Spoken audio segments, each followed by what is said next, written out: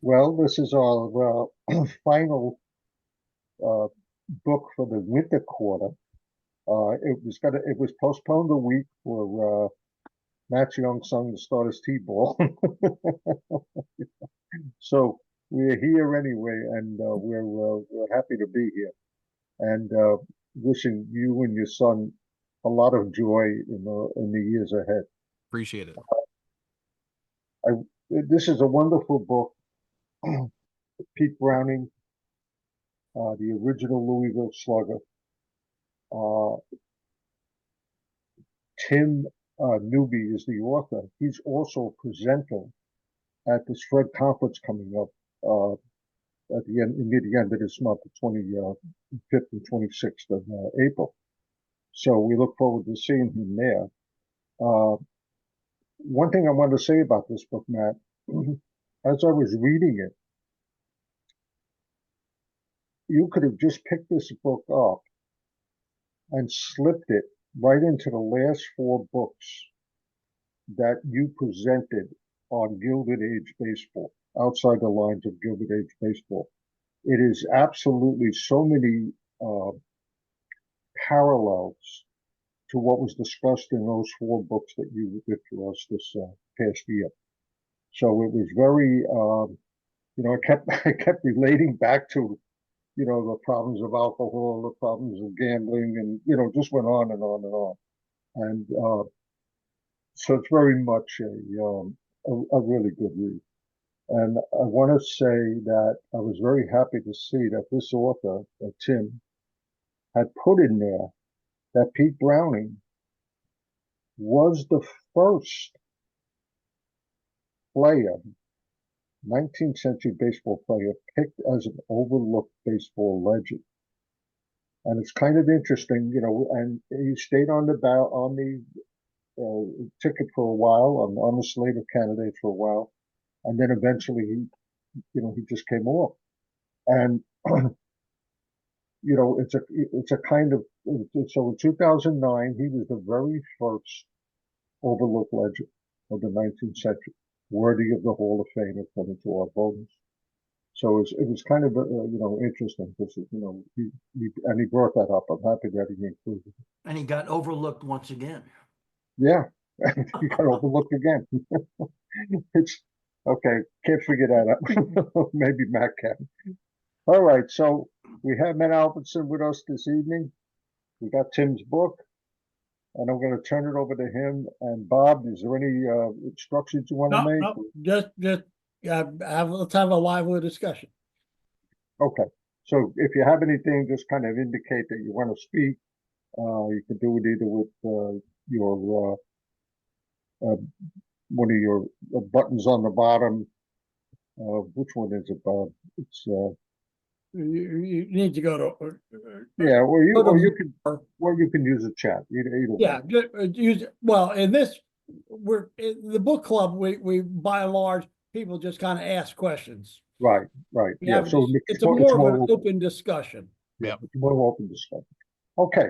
Yeah, so just jump in. Matt, I'll turn it over to you. All right. Thanks, Peter. Thanks, Bob. And thanks for everybody indulging the schedule change. I couldn't be two places at once. So it's nice to have it pushed back just by a week. And happy opening day to everybody, if I haven't already told you. Yep, as Peter said, the original Louisville Slugger, Pete Browning. And this really did pair well with Rob Bauer's series on Gilded Age Baseball, particularly the first book where we talked a lot about alcoholism. I felt like there were a whole lot of repeats from the examples that Rob Bauer provided that were mentioned in Newby's book here. And, it was I think what Newby did a terrific job with was showing the constant struggle that Pete wrestled with between alcohol abuse, his mastoiditis, and how the two played with one another. And I think he pretty much gave an objective opinion on both, how they played together and how it impacted Pete's abilities on the field. And I knew Pete Browning was talented. I don't know if anybody else had done any Pete Browning background before we jumped into the book, but obviously Pete Browning, pretty talented. I have his baseball reference page up here. His slash line is over 13 years, 341 batting average, a 403 on base, and a 467 slug. Good enough for an 869 OPS and a 163 OPS plus. This guy was talented with the stick. And just to give a further breakdown, I know it's the early to mid 1880s when he's playing. I mean, he plays the entire decade pretty much in the American Association. And, you know, he does well there, obviously. And there's some questions as to whether or not the American Association was up to par with the National League. In most years, in some years, it certainly was. But in the National League, Pete plays 4 years in the National League. And, you know, he slashes 316, 404, 412 for an 816 OPS. So a little bit less than the American Association during his prime years, but still terrific nevertheless. This guy is certainly overlooked, I think, for the Hall of Fame, but unfortunately, with the way the Hall of Fame is set up currently, I don't think many 19th century players will be getting in anytime soon. To kick it off, does anybody have any comments? Anything that they found interesting? What was your favorite chapter? Where would you like to start? We'll keep this, we'll do it as a shotgun start.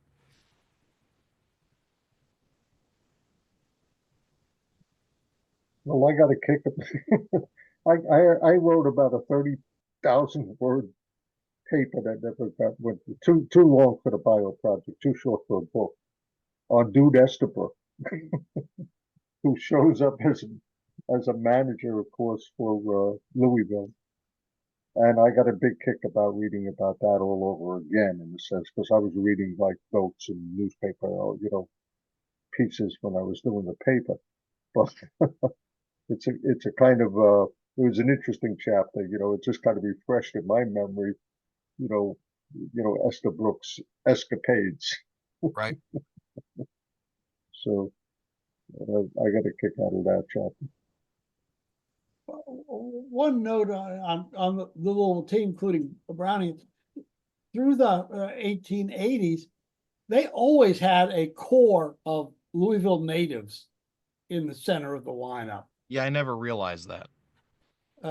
Between Chicken Wolf and Browning, and there's two.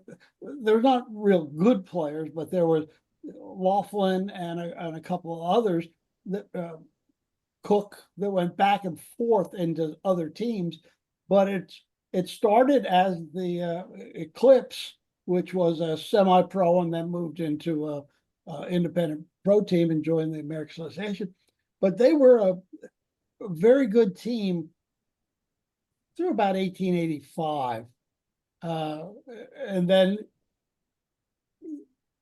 I think it was more to do with the ownership and the ability to bring new players in. They just didn't have the money to do it. Right, and they also talked about, Newby mentioned at one point that the owners were kind of tight-fisted. So they thought that they could just, you know what, we'll sell off a good player or a couple of good players and just replace him with a guy that works hard, and that can overcome the talent deficit. And fun fact, that doesn't work. Well, I think that the structure of the Louisville finances was pretty much that in their mind, they were not baseball people who owned the team. Charles Chase, who had been the kind of the leader in the National League years, was friends with Hulbert, and he was a good businessman, but he wasn't terribly. He got more help from Hulbert to get a team than he did recruiting it himself. But nevertheless, when you get to the 1800s, the idea seemed to be, if we can get the park in shape, if we can get the players signed, we'll live off of the gate, and the gate will pay our expenses. There was never this idea that we need to do something better to invest the money, that we have a substantial profit. While you had in the National League, Chicago and Boston, and to some extent Philadelphia, they were rich teams. They could go buy players. Yeah. And you know, the start of the Eclipse in the American Association, they take largely a semi-pro team from the year before that was very successful. regionally, and a lot of those players stick around for the 82 team, and that team's very good. Finished third place out of 6 in the inaugural season, and they're challenging up until I guess it was the last couple of weeks. So the talent was there initially, and it's unfortunate that they couldn't get over the hump until 1890. Well, they had the help of, in 1882, Tony Mullane was the main pitcher who they picked up from Toledo. And he had brought a guy he knew, Guy Hecker. Yep. In with him, that when, because Mullane grew up in Erie and played through the semi-pro leagues in the Western Pennsylvania, and Hecker was from Oil City. But nevertheless, and of course, Mullane being Mullane, after 1 year was gone for the next bigger contract. Give me 50 cents more and I'll move. And Hecker just stepped in, and he was the dominant pitcher for about 5 years in the American Association. Right. I see Andy Tarrick is on here as a Pittsburgh guy. Can you confirm that Oil City and Erie are, as what Pittsburghers would say, just outside of Pittsburgh? I wouldn't say just outside, but yeah, it's close enough. And we all love Guy Hecker for his performance as manager of the lovable 1890 Alleghenies team out here. So they were 22-113 or something like that. It was only behind like the Spiders and maybe the White Sox last year. I can't remember where they fall in the pantheon of bad teams, but yeah, it's, Oil City's it's a little bit of a drive, but it's not too far away. Yeah, that Pittsburgh team was the second team to lose 100 games in a season. The prior year in 1889, Louisville was 27 and 111. What a team! Yes, sir. Hard to assemble a club like that. And Browning was on that team, and Browning had plenty of difficulties that year, and then he signs with Cleveland in the Players League and leads the league in batting average. Yep. Yeah, even Browning in '89 had a down season. But before we jump into that, I think the chapter that I found most fascinating, and this is a personal thing.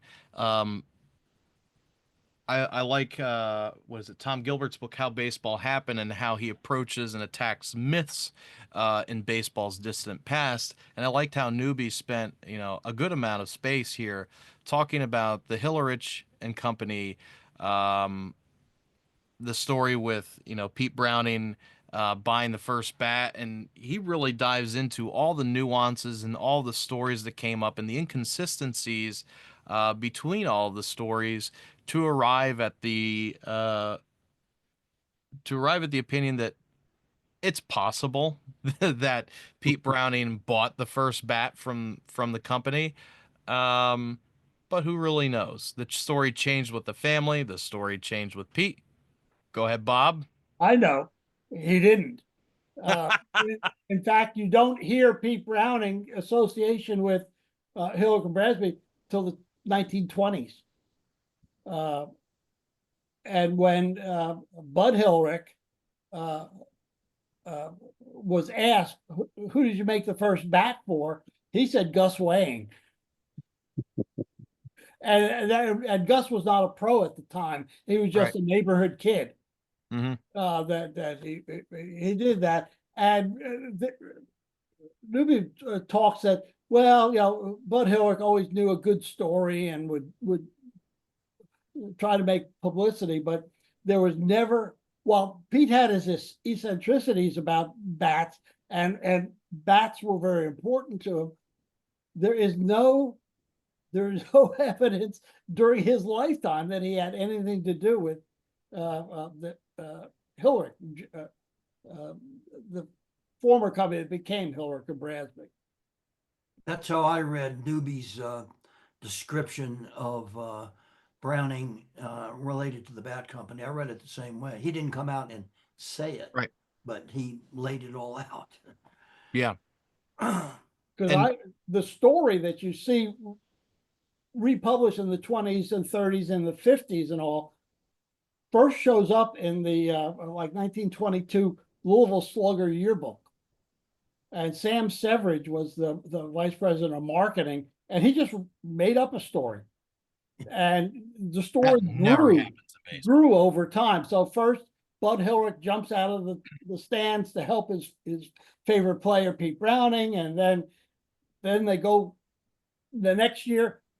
Pete spent all night there trying to get the bat he wants and get a feel for it, and that's where custom bat comes from.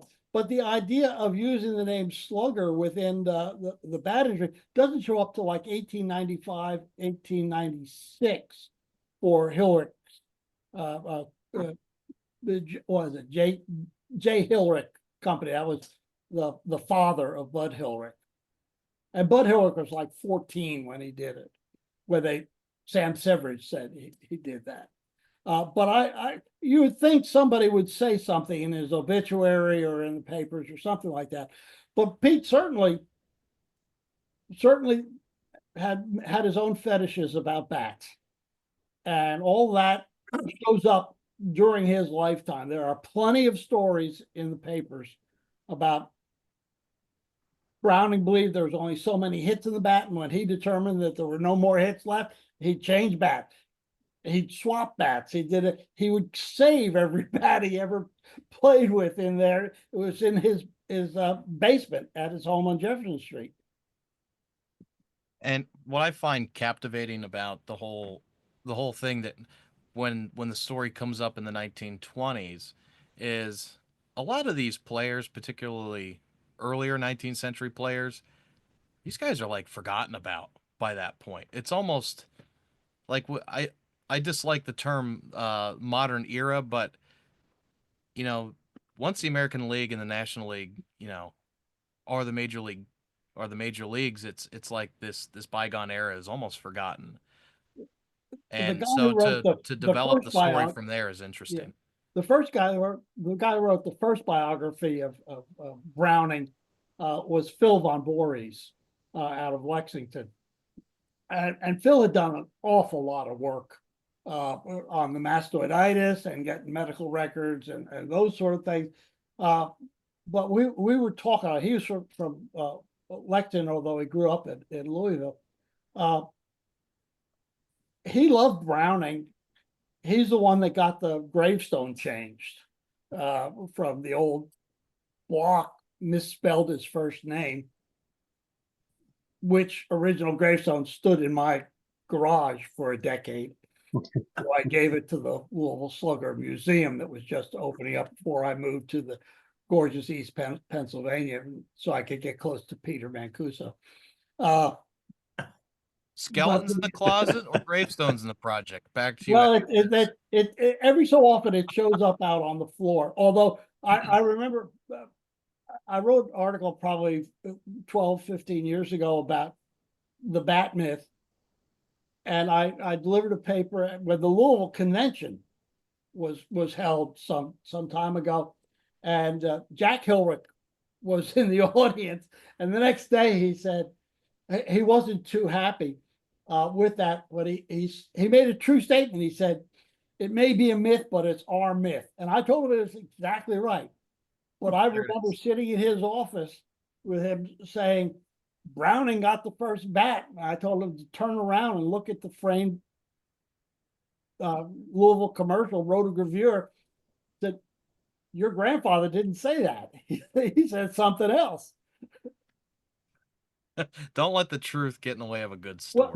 Well, I'm not sure that to Woody's point, I think when you read through it, is it possible? Well, I guess if you look at it at just the right angle and the sun is shining properly, you can sit there and say, I guess there is a X percentage chance that it's true.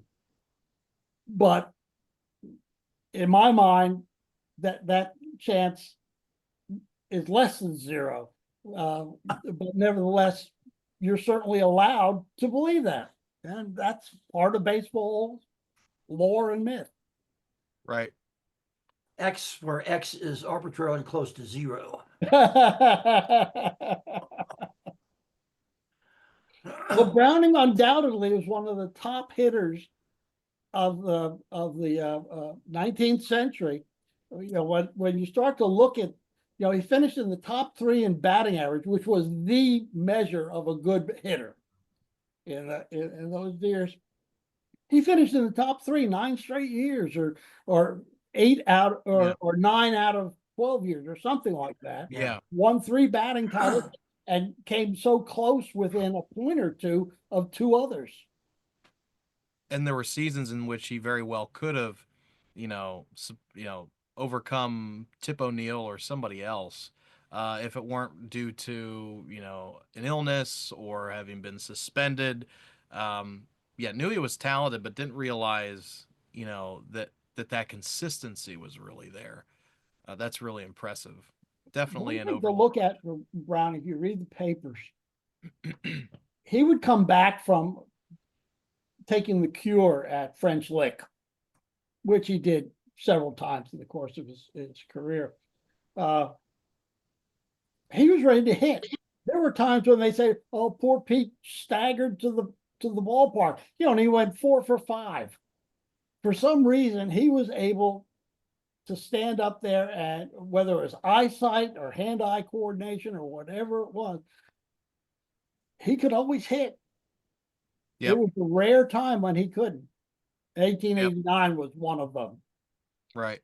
And the question is not so much drinking, because Phil Von Boys always used to say he drank to take the pain away from the mastoiditis.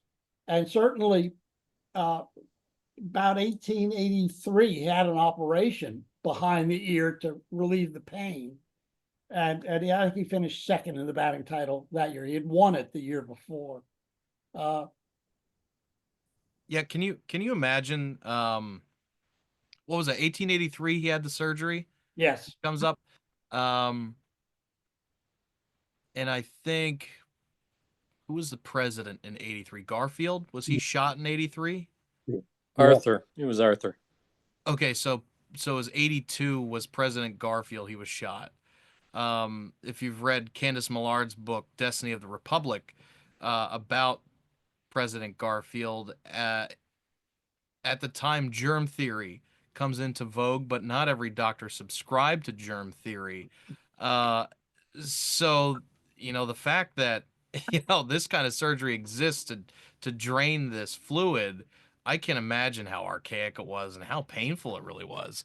So to be He's willing to lucky go he- through that. He's lucky he survived the surgery. Yeah, truly. Truly. And to add to that, early on in the book, Newby mentions that Browning thought that washing his eyes in buttermilk was a solution. You know, that he's lucky he didn't get an infection, a bacterial infection from the milk. It's really impressive, you know, what Pete Browning was able to accomplish, all things considered. Well, Yeah, just remember, Pete Browning was an uneducated man. If he went past 6th grade, I'd be surprised. Yeah. There's no real Yeah. records of those sort of things. Great natural athlete, was coordinated, and everything was like Pee Wee Reese was a marble champion of Louisville. Was considered one of the greatest ice skaters of his time when the Ohio River would freeze up. But he just wasn't able to his problem with drinking kind of stemmed from the mastoiditis out there. But even when he had troubles, he could always he could go up there seeing 4 balls and he'd hit the right one. Yeah, he would be the perfect designated hitter. Unquestionably. And he had power because he had lots of doubles. Yep. Well, I was Go going to interject my personal thoughts, experience on this for a second. Like, we're all familiar with Doc Ellis's LSD no-hitter, for instance. Yeah. And my local beer league sandlot style team is part of this informal network called the Doc Ellis League across the country. And so as I read this book, all of the drunkenness and unprofessionalism that is inherent to the 19th century this period of baseball players where it's hyper localized, whether that's the Eclipse core of the team or that kind of pre-professional lifestyle of these players. They're not only one-dimensional. They don't only do baseball year round. Obviously, they're drinking and visiting brothels year round as well. So they've got a pretty diverse lifestyle in some sense. It's not only baseball, baseball, baseball, baseball, although Pete Browning might be an exception. That's all he thought about, I suppose. But so I was reading it today. That kind of resonates to me. The hyper localism or unprofessionalism of the team. I'm sure that must have been a draw to some people at the time too. But in terms of that all being forgotten or that era being lost, as you were saying, Matt, I mean, it's clear to see why it doesn't fit in with the narrative that we have today of like modern, hyper professional, clean athletes. So it doesn't really fit in. Not that it's not as valuable, it's just different. It's a different approach to the game. Kind of my thoughts. What I found When- excuse me, what I found one point interesting- there, when you read Phil Von Borey's biography of Browning, he goes in at the end, why isn't he in the Hall of Fame? And that was kind of Phil's idea. Dear friend, but he was fixated with it. But he had some decent points as to why not. Why is there no players from the American Association in the Hall of Fame? Yeah. Now, Charlie Comiskey is in there, but he's not in there because he was a player. He's in there as an owner. But nevertheless, got to remember, American Association, by the time the Hall of Fame shows up, was 40 years dead. Yeah. And Pete Browning died in 1905. So by the time 1936 to 38 comes up, he's 30 years past. And the American League has kind of taken over the idea of the competitor of the National League. And nobody goes back. When they first started to deal with 19th century ball players, they didn't elect any of them. And they had to have special committees with the commissioner to choose people like Ants and Spalding and whatnot. Yeah, if I can find this really quick. So Ed Delahanty dies at about the same time, and he's inducted in 1945. So Yeah, Ed And Delahanty went in. 1945 was an odd year because they put like 30 players in that year Yeah. because they hadn't elected anybody for like 4 years. Yeah, that was a big induction year. What I found very interesting was, I didn't expect this, was Pete speaking in the third person. yeah, Yeah, Ricky referring Henderson to. like. Yeah, and I mean, it just went on. Almost everything he said, you know, he said, he didn't say me or him. He said, you know, it was Pete Browning did. Yeah, yeah, And, you know, it probably lent to his legend in a sense, because he constantly made those references to himself, you know, and maybe that was all, you know, part of his promotion. I don't know what to make of it, but it was kind of interesting. I didn't expect that. The author did do a good job. I thought of helping capture the way he talked or the way that people interacted back then in a really humorous aspect, including, I guess, recounting all the various superstitions. Which, in addition to the Oh, yeah. buttermilk one of them, I think they said he would stick his head out the train and hope to catch some ashes in his eyes, which is kind of the opposite of the buttermilk, I guess. The But fact that the guy could see is a marvel, He, he, right? he also believed that if he stared at the sun for a while, it would improve his eyesight. And he never talked about his eyes being strong. He talked about his lamps. Yeah, And if you, Yeah. I think David Nimmick wrote a short story once about Browning's lamps. yeah. He also allegedly referred to alcohol as tonsil varnish, and that's a phrase I'm going to use a lot. I'm replacing any reference in my future of alcohol with tonsil varnish. That's just a wildly, comedic phrase. Yeah, this Pete Browning, I think you know, Peter, going off of what you said, and Jacob, this guy is a character, and he's really one of those characters that makes the study of 19th century baseball exciting.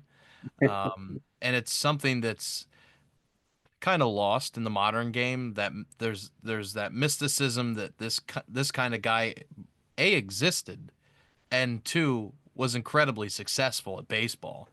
How that happened, how he wasn't blinded at any point, how he didn't catch venereal disease, and how he survived as long as he did an entire baseball career is quite frankly amazing and inhuman, if you ask me.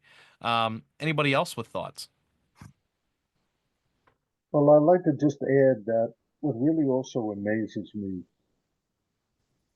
is that the kind of baseball, I don't know how to term it as the baseball establishment or the Hall of Fame, but Browning winning the batting title in the Players League are the That's huge. absolute best players in professional baseball. I mean, this is a collection, an all-star collection of people. I mean, these are all guys that are coming off of teams that are they're not warming the bench at all. I mean, they're regular, top-notch players. They're assembled into one league. Pete Browning goes into that league and wins the batting title.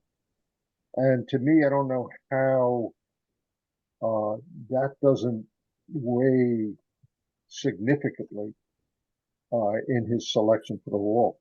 I don't know how it's I don't know how they remain blind to it.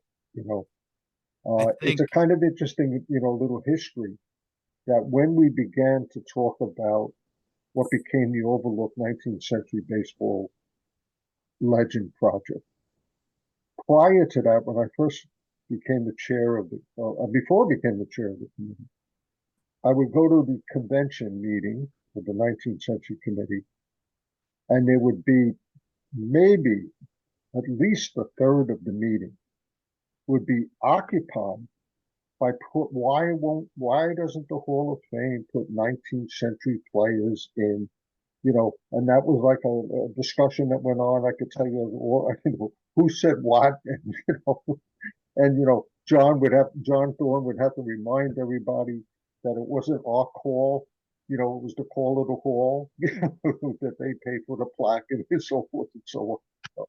So, this discussion went on for a couple of years. And finally, we came up with this, idea. I kind of sold it as we're like amateur astronomers. We discover things and we spot comets and things like that. And then the professional astronomers sometimes ask us to take part in things. So that's the best that we could hope for. But it haunts me that Pete Browning is not in the Hall of Fame because I'm so close to what this project was and has been, and Joe Williams and Adam Darkowski and the whole Matt, yourself on that committee, and other people, year in year and out doing the homework and everything. And look, the guy who went in after Pete Browning, and he finished a couple of points behind Pete Browning in the very first election, was Deacon White. And Deacon White, the following year, became the overlooked 19th century baseball legend, 2010. And about 3 years later, he was inducted into the Hall of Fame. And Pete Browning, Yeah, still on the sideline. I have to think that part of it lies in not that Pete, not just that Pete really wasn't a good defender, but that Newby points this out, that he just stopped caring about defense. To the point where they throw him into the out. The fact that he stays in the infield as long as he did, I thought was really impressive. But considering his deficiencies with his eyesight due to the mastoiditis, they stick him in the outfield, and number one, he can't really focus on the ball as far as depth perception is concerned on defense, but he just lets it up to the other outfielders too. So I have to imagine part of that weighs on it. And this, this strike against the American Association, that it was, kind of a 1B, uh, has to play against him too. Yeah. Stuff But the fact that, he wins the batting title in the Players League is good enough, for me.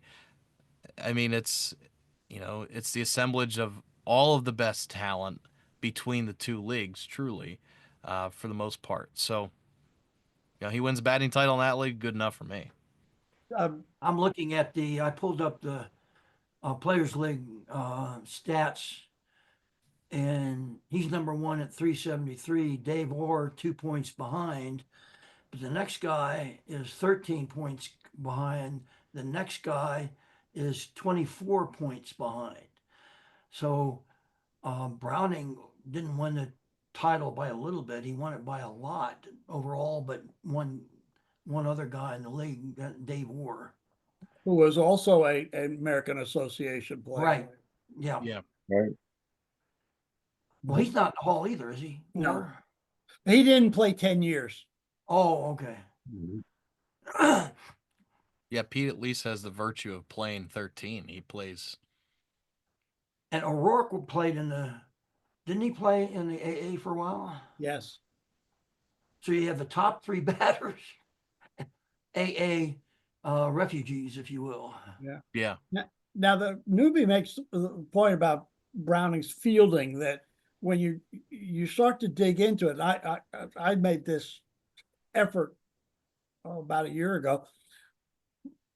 Newby calls him an average fielder for the statistics Yeah. that we have, and we all can argue over whether there's any statistic that tells us much about complete fielding and whatnot. But when I started to look at it, I was looking at other Hall of Fame outfielders, and Browning, when you look, and I forget what runs saved or something, one of those statistics, his career numbers was almost identical to Ted Williams and Mickey Mantle. Wow. And I have to point out here that Browning's last season is in 1894. Outfielders aren't using gloves in 1894. So fielding for an outfielder is inherently more difficult than it is for the two names that you mentioned. Okay. And it's inherently more difficult today. So I think that has to be taken into consideration, that they're playing barehanded, and this guy has a debilitating injury. In essence, he can't really see. So, to be average, that might be superhuman for most. I'm not sure about the eyesight problem. Certainly, he didn't take care of his eyes, or he had his eccentricities certainly didn't help the eyesight. But he had good enough eyes to keep that hand-eye coordination going. Sure. He could still hit the ball. He could. Yeah.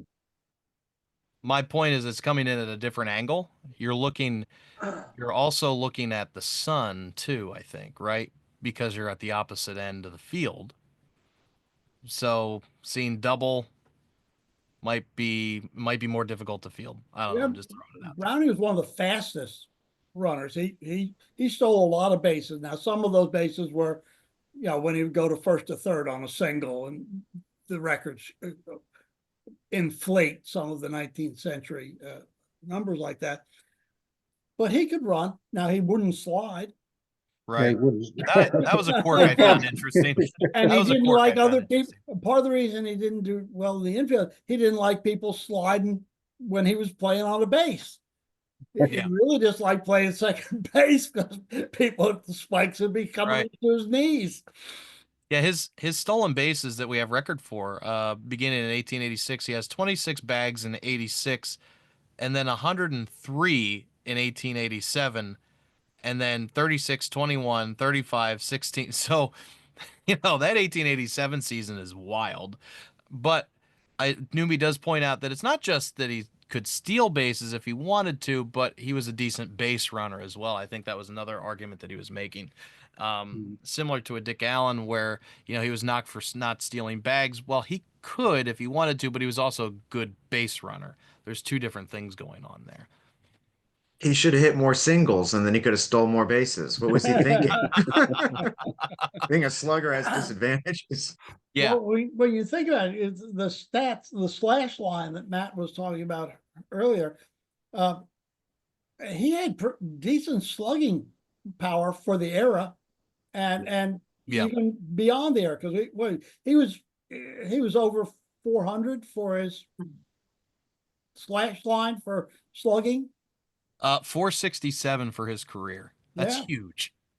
It's an Lots immense of doubles, and he also had speed to Jacob's point that he had a good number of triples every year. Yeah. So, yeah, quite a few. He doesn't lead the league, but I mean, he leads the Players League in doubles with 40 and with a 373 batting average and a 169 OPS plus. I mean, the guy's an impressive hitter. He had the tools. He had the goods, so to speak. Anywhere he went, any league he wanted to play in, he could do it. Well, and I think also the newspapers, they love to write stories about Pete being drunk. Mm-hmm. Red Light Pete, you know. Yep. All going, you know, he was in 3 bars last night and everybody was buying him drinks, and God knows how he got home, and he got in trouble on the trolley, all sorts of things. I remember a story in Kansas City that they wrote about that he sits down in the gutter and gets a fishing pole and tries to go fishing after the rain. I'm Yeah. not sure that those are true or if they're just colorful Right. stories that sports writers use because he had this reputation as a drinker. Yeah. And I think midway through his time in Louisville, he's a second place drinker, at least according to what the newspaper said. Was it the pitcher that was on the club, but his name escapes me. Ramsey. Yeah, Ramsey apparently was an all-star Yes. as far as that's concerned. But, you know, again, going back to what Bauer had written in his first book, this is commonplace. It's typical. We saw the fines, the suspensions come into play with Pete Browning, and the promise that they would stay sober didn't happen. It couldn't happen for a prolonged period of time. That's just who these guys were. The fact of the matter is, do you want Saints or do you want guys who can rap out doubles? And Pete Browning, as he said, brought people to the ballpark. And he said, you know, when he got suspended before a Philadelphia trip, good luck. They're going to come to the ballpark to see Pete Browning. And he was right. He was right. He was a big drawing card throughout the league because teams would always advertise that he was coming when Louisville was coming into town. Yeah. And, you know, as an anecdote, I forgot about this when we talked about superstitions earlier. He grew this superstition that he had to touch third base coming off the field. And at one point, a player had stolen third base, and Pete's chasing him through the field so he could step on third base, and eventually gives up. Can anybody imagine Cody Bellinger for the Yankees playing center field and just absolutely having to step on the third base bag? And I don't know. Take your pick. Whoever, let's say Kyle Schwarber picks up the third base bag and is comedically running around the ballpark, delaying the game. Like, the 19th century is just fascinating. I just have to say it. We all know it. We're all preaching to the choir here, but I just can't imagine that actually happening on a professional diamond, on a major league diamond. I can't imagine it happening in a pickup game. Like Jacob, you're talking about, like in a beer league. But it happened. This stuff happened. I know we're getting up against it. Does anybody else have any thoughts? I know we haven't really touched on his time post Players League. Does anybody have any thoughts on his time in the National League? Well, I mean, he performed decently. There's no doubt Yep. about it. I mean, it isn't that he, collapsed. It wasn't Yep. like all of a sudden he fell off a cliff coming into the National League. I mean, he was, still a draw. still a viable player. Yeah, like Harry Stovey, he still hits well. He's the same Yeah. kind of player. You know, one other thing I'd like to point out was that, yeah, I lost my train of thought now. I'll think about it in a second. But there was one other thing I wanted to say about it. There's some serendipitous news today. The Lexington Legends, which is like, I think it's an Atlantic League MLB Yeah. partner league team.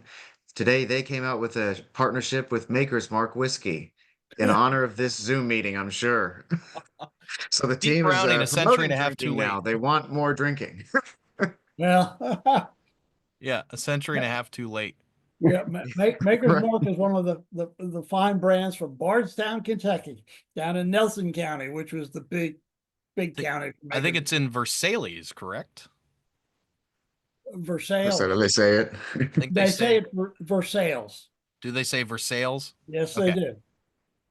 I know they don't call it Versailles, so No, that they, Right. and they're outside of Lexington. There's a little town that's spelled like Athens Greek, but the locals call it Athens. I just thought of what I wanted to say. I want to commend the back to author. it. I want to commend the Mhm. author because I thought, you know, he had to use a lot of restraint, you know, not to beat the drum even more for Pete to Yeah. the Hall of Fame. You know, he was, you know, he was kind of rounded in his coverage. You know, Yep. you know, he talked about, you know, some of the things that weren't completely up to snuff. You know, he talked a little bit about, you know, his what he thought was questionable defense, but it was, you know, I would have been like tearing my hair out saying, why isn't this guy in the Hall of Fame? You know, I would have made the book something totally different. but I got to commend the author for doing such, you know, such a kind of well-rounded job, you know, really just telling the story. Yep. If Woody? I can add something, and a part of the problem with Pete and the Hall is downgrading the American Association in comparing it to the National League. I've done some Mhm. research looking at exhibition games between the two leagues from 1885 to 1889, 5-year period, between the Union Association mess in 84 and then the Players League thing in 90. And they were about even. There was about 354 exhibition games, and the association's record was 170, 171, 170 wins, 172 losses, and 12 ties, a 497 winning percentage. So they were even in that Right. critical central period. And I'm not sure, you know, it's not clear to me what the basis is for claiming the National League superiority, particularly in that middle period. Well, the National League always claims superiority. Wow. Senior You know, league, when you get into the 1900s, you know, the American League is always the junior circuit, Right. Mhm. Yeah. and into the 70s, 80s, and 90s, the umpire group said National League is superior umpires to the American League. Nobody questioned Yeah. that. you And know, now when they combine the two, nobody can tell the difference. Two quick anecdotes. First, from today, Max Kepler got his first hit as a Philly. Now, for those of you who don't know, Kepler spent all 9 seasons or all previous 8 seasons with the Twins in the American League. And after Kepler got his first hit, John Kruk, Phillies color commentator, said congratulations on his first major league hit. And and secondly, I've done some research on the Philadelphia City series in particular, and 1883. So we have the juxtaposition of two major league clubs here. The Athletics go on to win the American Association pennant in Louisville. By the way, they clinch it in Louisville, and the Phillies go 17 and 83. You know, a real banner year for Al Reach's club. But in the City Series, the Phillies win the City Series 5 wins to 4.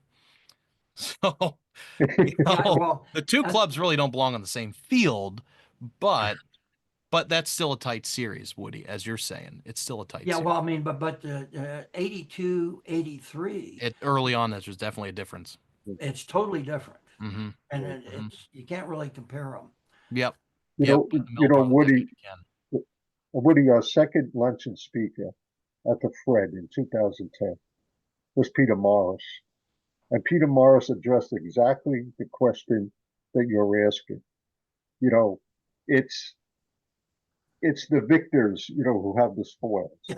And you know, and the National League, you know, comes out of the whole 19th century as the only thing still standing. Yeah. And they tell the story. And it's their story to tell. It's Al Spalding's story to tell. And Yeah, but in this day and age, where, with the analytics boom Mhm. going on and everybody doing all this quote statistical analysis, it seems like, hard evidence Yeah. might actually have some weight now that it didn't 20 years ago, 40 years ago, 60 years ago. right. Right. Maybe we should shovel Pete Browning, you know, over to some of the guys in the athletic, you know, in the athletic side, you know, to make his case, you know. And I think it is a misconception that, that the American Association, quote unquote, folds. The leagues combine clubs. The American Association does die, but they kind of go together. Right. But it's the National League that kind of puts it out there. Oh yeah, well we were superior and we survived. Going back to the book, to echo what you said, Peter, I thought so. This is a university press book, right? This is a university press, University of Kentucky Press. So it is an academic press. I did think Newby was very readable. I thought it was easily to digest, and I did notice that Newby really took care in the nuance of the history of the 19th century game and didn't go along with what may be some of the myths or easy to trip over things in some of the small details. There was something I had in here, but I've lost my note. I wanted to mention that he didn't fall for it, sort of thing, and he really knew what he was talking about. So and I don't think that he suffered at all from what is easy to do with a biography when you spend years on a topic, which is hero worship. I think he really provided as best an objective view of a subject as you can. So I really appreciated that, and I really thought he was a true historian in that sense. I have one comment. When you go through the footnotes, he relied almost exclusively on the Courier Journal. Yep, that did come out. If you look through that, I think there were 3 references to the Louisville Commercial, and those were all secondary.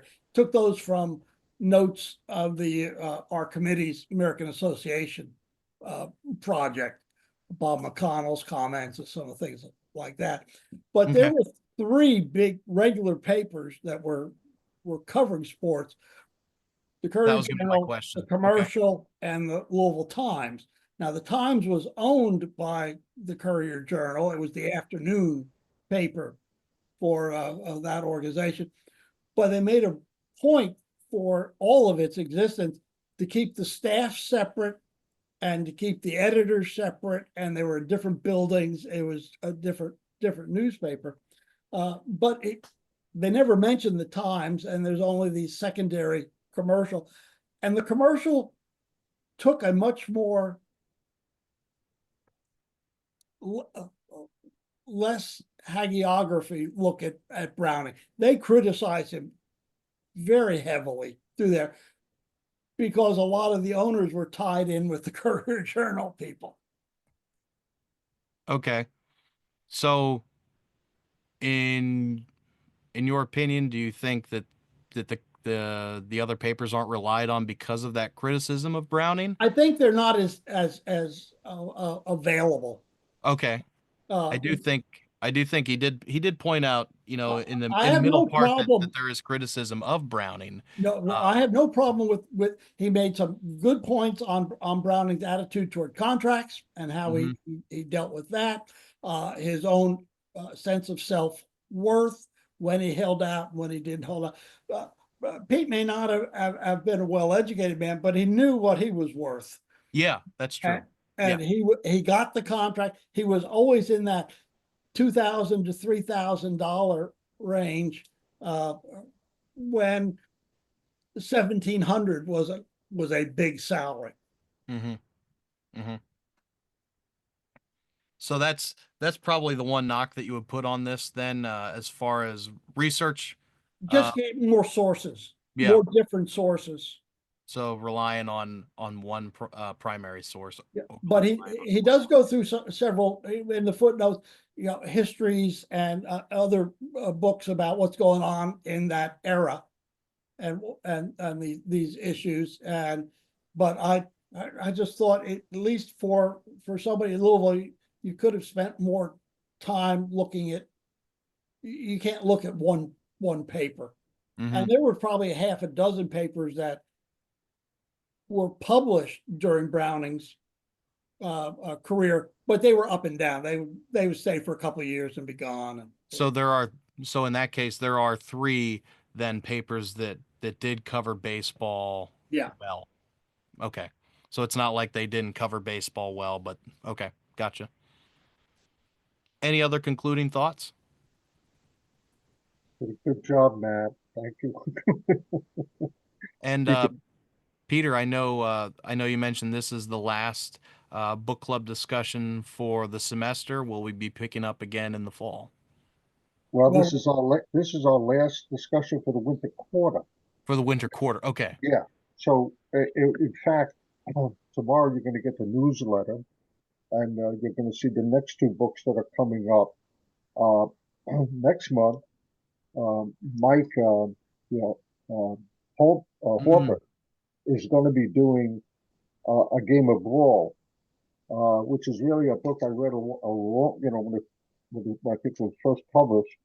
It's about Joanne. It's about the Sox. Well, not the Sox, but the 19th century equivalent. Yeah. It's the famous pennant race of 1897. And what's really interesting about this book, by the way, I recall this vividly. Yeah. This book has a foreword by Edward Kennedy, Senator Edward Kennedy. Mhm. And it's not just embellished photo, a forward. It's a real forward that talks about his experiences going to the ballpark in Boston with Honey Bear Fitz, his grandfather, Mhm. Rose Kennedy's father, who was the mayor of Boston. Honey And, Fitz. and he was a huge baseball fan. He's one of the Royal Rooters, the early 20th century and all of that. And Edward Kennedy kind of writes about his experiences in the forward about Boston baseball. So it was a lot of fun. But it's a great read. It's a great read. I believe the cover photo, correct me, Joanne, if I'm wrong, is that Nuff Said McGreevy? No, I think it was Regan. Yeah, hold the book up again instead of me running to get my coffee. Yeah, I do believe that it was a guy named Regan, and they do get confused. But it's another royal rooter. Another Royal Rooter, right? Yeah. But it's a good read, and it's about that season, and it really is one of the probably one of the greatest seasons, 1897, in the National League. It's only the National League at that point. It's the big league. It's 12 teams, and they come down to the game 3 of the championship. So it's a real they had a ballpark that was designed to hold 3,000, and 30,000 showed up. Really quick, speaking of book covers in the 1890s Orioles, I don't know if anybody's famous with the book Where They Ain't, the history of the Baltimore Orioles franchise, but the beauty is the picture is of the South End grounds on the cover, which is not Baltimore. No, I know. It's Boston. All right. Well, so that's going to be, by the way, we have had, so you all notice, this is our 21st month, it is our 21st book. So we've had, a book a month for 2 years or whatever. Yeah, whatever it's been. It's almost 2 years, and we're going to come down. I'm looking for a book for June. So if somebody could think of a book or wants to do a book in June, we're open for that. But in the meantime, I want to thank you all for coming. Bob, anything else you want to add? No, in the newsletter, you should all be getting the messages that I've been sending out about the documents effort that we're trying to collect and post. If anybody has access to local team constitutions, rules, bylaws, any sort of thing that ownership papers. I think Matt was talking about that earlier in the Philadelphia situation. We'll put them up there. We'll give you credit for or send them in and post them after we format them so that they can get in there real well. But if you've got something to add, we're open to just about anything. The only thing we're not spending a lot of time with is playing rules, because a lot of playing rules, those are 100 pages, but it's better than the rules today. It's where the constitutions are 8 to 17 pages in the 19th century. They're 300 pages today. Yeah, If I may also, go ahead, Woody. You're muted. you're muted. Woody, you're muted. Woody, you're muted. The Knickerbockers had it right, Bob, a page and a half. Yeah. Oh no. When I get those, I say 1845. I'll transcribe that one. By the way, the newsletter comes out tomorrow. It'll be emailed tomorrow, and Bob did another great job. And by the way, this project Bob initiated, and he's got it rolling, and he's been a one-man band here, and it is, I think, years to come, this will really become a great resource for future researchers, even researchers right now, but future researchers also. Okay, we'll see you then on the 15th of April, And which is next tax Tuesday. day. And we'll be in talking- 2 weeks. And in 2 weeks, we'll be we'll talking have the about Bill. speaker series. Beautiful. 2 weeks is the speaker series on the Navy baseball in the 19th century. Oh, that's right. Yes, Bob mentioned also in April, our April second night and Tuesday. I think it's the 8th. We're going to be having Kevin Doyle doing the 19th century baseball speaker series on Navy baseball, which it goes from the Civil War era up to about 1910. So it'll be a really interesting topic. 2 quick items. Yep. Number one, if I may do a shameless self-promotion, I have created a podcast dedicated to all things 19th century Philadelphia baseball. We have 2 episodes up. That is in the Facebook group. If you look it up on Spotify, Apple, or Amazon, you can find us at Quaker City Cranks. That is with a vintage baseball teammate and a SABR member. Fellow SABR member Pierre LaRocco and I have done that. So we've done 2 episodes. And second item is, Bob and Peter, can we stay on quickly after we end recording? Sure, absolutely. Okay, Right. thank you all again. Thanks all. Okay. Joe, Bye-bye. congratulations, Joe.